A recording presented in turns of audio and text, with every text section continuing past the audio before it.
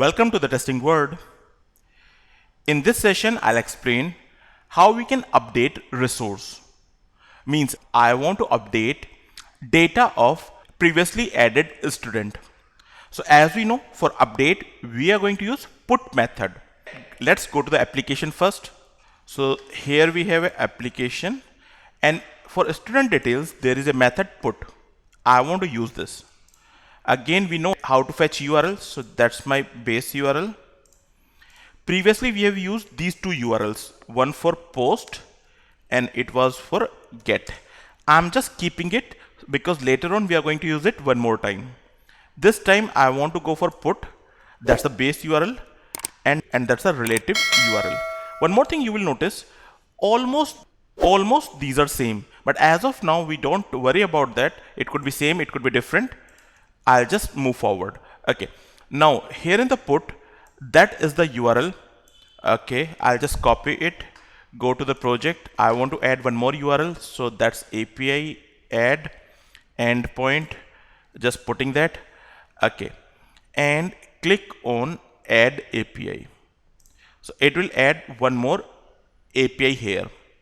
But one mistake I have done, I did not updated method. So I'm just coming here and delete it. Go one more time. That's the URL, but this time I'm going to use put method. So put add API. So that is added. I'm just renaming it as well.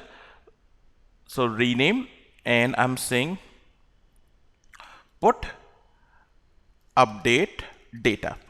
This name could be anything. I'm just starting with the method name. So I'm using put, so that's why I started with the put. Okay. Now I want to update data. So I'll create one more test case, new test case TC004 update student data. Okay. Now I want to add a step. So again, REST request. Which one you want to hit? I want to hit this one. Again, you want to put any validations? No. What is the name? Update data. Add step. So step is added over here. As I explained before, in case of put and post, we need to send body. So let's go to the application again, and here it shows in body you need to send these 5 details. If you can check it, that's a sample JSON file. So I'll just copy and paste it here. Okay, and I'm just keeping this in my notepad as well, because later on we are going to use it. So if you can see, this request is exactly same as post request. Answer is yes. Previously I have explained put is almost similar to the post. If data is already there on the server, it will just update the data. If not, then it will behave as a post, means it will create new data to the application. So that we need to remember. Now I'm making a put request in which we need to send body. So I'll just put the body over here. Now few changes we have to do. One change is that when we are updating the data, so it is asking for which ID, means what is the ID of the student for which you want to update data. So I'm just giving the ID like 186666, and hope you remember in first name I did send testing. Here I send word. Here I send only W. I want to update date of birth. So when we are making a put request, you need to send complete body with same data and updated data. So I can say these 3 lines I want to send it same, means I don't want to update. This one I want to update.